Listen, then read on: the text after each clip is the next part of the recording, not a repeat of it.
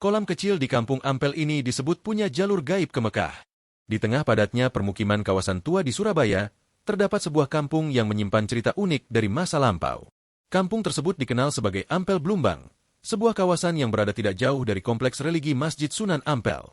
Di antara ganggang sempit dan rumah warga yang berdiri rapat, terdapat sebuah kolam kecil yang sejak lama dianggap memiliki nilai sakral oleh masyarakat sekitar.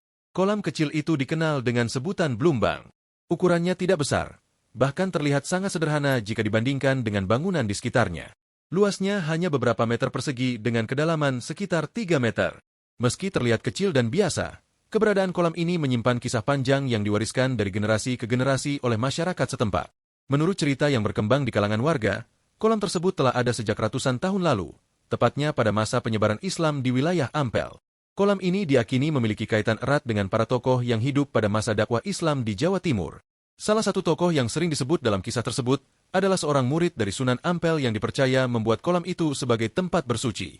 Pada masa lampau, kolam tersebut digunakan sebagai tempat mengambil air untuk berwudu sebelum melaksanakan ibadah. Airnya dikenal jernih dan tidak pernah kering meskipun musim kemarau datang. Keberadaan air yang selalu tersedia membuat kolam ini menjadi bagian penting dari kehidupan masyarakat di sekitar kawasan Ampel pada masa itu. Seiring berjalannya waktu, muncul berbagai cerita yang membuat kolam kecil ini semakin dikenal luas. Salah satu kisah yang paling sering diceritakan adalah legenda mengenai hubungan kolam tersebut dengan tanah suci di Mekah. Dalam cerita tutur masyarakat, kolam itu dipercaya memiliki jalur gaib yang dapat terhubung langsung dengan kota suci tersebut. Legenda tersebut berasal dari kisah seorang tokoh yang dipercaya pernah masuk ke dalam kolam dan kembali dengan membawa makanan khas Arab yang masih hangat.